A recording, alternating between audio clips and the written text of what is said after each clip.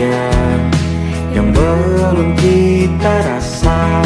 Setelah bersama usahakan semua. Kira-kira kapan waktunya tiba?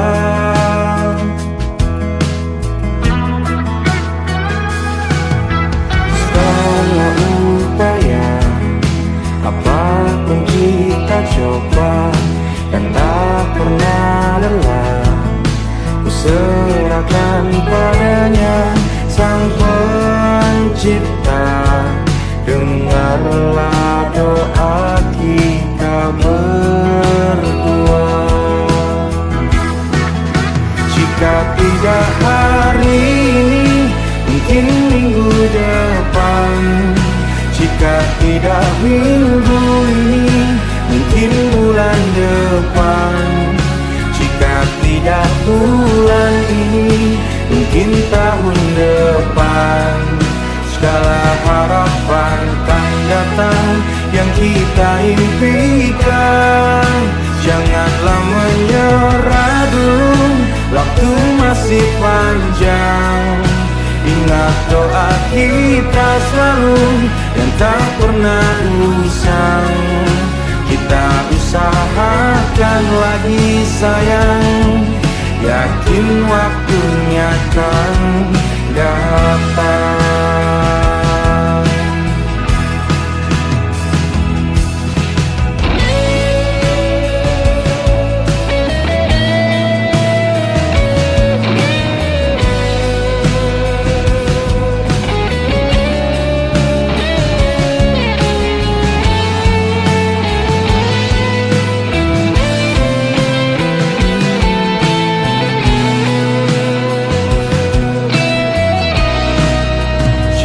Tidak hari ini, mungkin minggu depan. Jika tidak minggu ini, mungkin bulan depan. Jika tidak bulan ini, mungkin tahun depan. Segala harapan kan datang yang kita impikan. Janganlah menyerah dulu, waktu masih panjang. Ingat doa kita selalu yang tak pernah usang. Kita usahakan lagi sayang. Kita usahakan lagi sayang, yakin waktunya kan datang. Kita usahakan lagi sayang, yakin waktunya kan datang.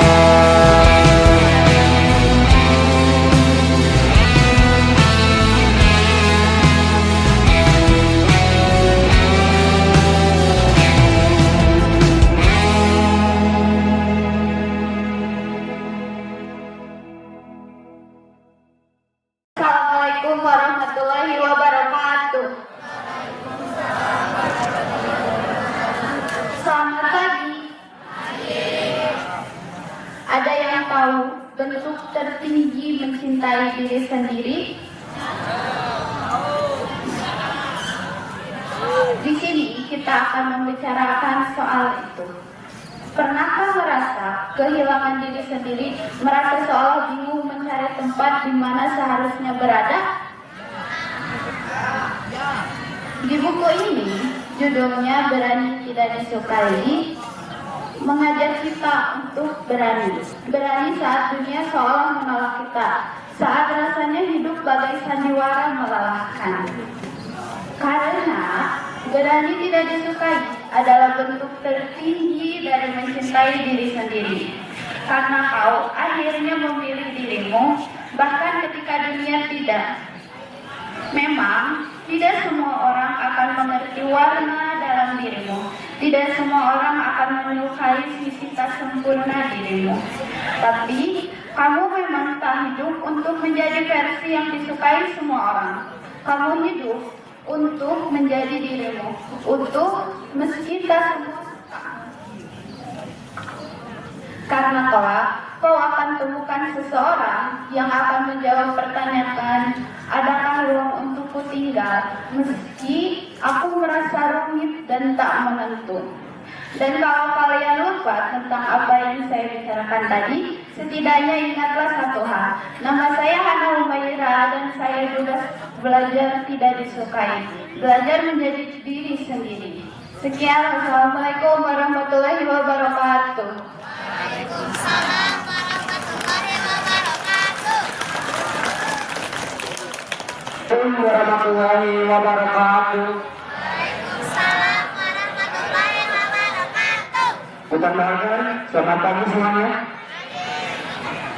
Pertama-tama saya ingin mengucapkan rasa terima kasih kepada kalian semua yang telah hadir di sini, yang telah menyempatkan waktu kalian di sini. Tentunya saya di sini ya untuk menyampaikan hasil review buku saya yang berjudul Seberapa Penting Literasi untuk Peradaban. Alasan saya memilih buku ini karena isi bahkan judulnya saja sudah sangat mirip dan relate dengan keadaan literasi di Indonesia sekarang. Isi dari buku ini menjelaskan bahwa betapa pentingnya literasi dalam suatu bangsa. Karena literasi bukanlah hanya sebuah membaca, tapi pola pikir atau mindset kita dalam kehidupan sehari-hari. Betapa pentingnya itu ilmu pengetahuan. Di sini juga dijelaskan bahwa literasi akan memajukan peradaban manusia dengan meningkatnya sumber daya manusia, teknologi, karakter bangsa, dan negaranya akan tidak memiliki sistem pendidikan yang menurun. Contoh negara yang berhasil menerapkan sistem literasi dalam pendidikannya ialah Finlandia. Memiliki tingkat nyaris sempurna yaitu 99,97%, menjadi negara penghasil anak dengan IQ tertinggi satu Eropa dan menjadi negara dengan sistem tertinggi di dunia nomor 1 sekarang yang menggeser Jepang. Bagaimana keadaan literasi di Indonesia? Miris. Kenapa? Karena masih banyak orang yang tidak suka berliterasi dalam kehidupannya sehari-hari. Bahkan mereka menganggap bahwa literasi itu hanyalah hal bodoh, hal tidak masuk akal, hal yang tidak penting dalam kehidupan sehari-hari. Bahkan yang pentingnya saja, orang terpenting di Indonesia tidak suka membaca buku. Terakhir, di dalam buku ini juga dijelaskan bahwasanya mungkin literasi ialah senjata terakhir bagi negeri ini untuk kembali bersatu jika suatu saat negeri ini akan berpisah. Hikmah yang dapat diambil dari buku ini ialah bahwasanya literasi bukan soal membaca dan menulis, namun sebagai senjata untuk melawan kebodohan. Literasi ialah nyala api, pengetahuan, logika, dan kesadaran untuk menggerakkan peradaban manusia dari gelap menuju terang. Kita punya sekolah, tapi malas membaca. Kita punya internet, tapi malah sia-siakan. Apa gunanya teknologi jika akalnya tumpul? Tugas kita sekarang ialah bangun kesadaran diri, karena kebodohan adalah pilihanmu sendiri untuk menuju hal yang tidak kau inginkan dan juga kepedihan tiada arti. Anantatur pernah berkata bahwasanya membaca ialah revolusi sunyi yang menggentarkan dunia, dan juga bangsa yang rendah dalam membaca maka akan selamanya rendah dalam kemajuan. Wassalamualaikum warahmatullahi wabarakatuh.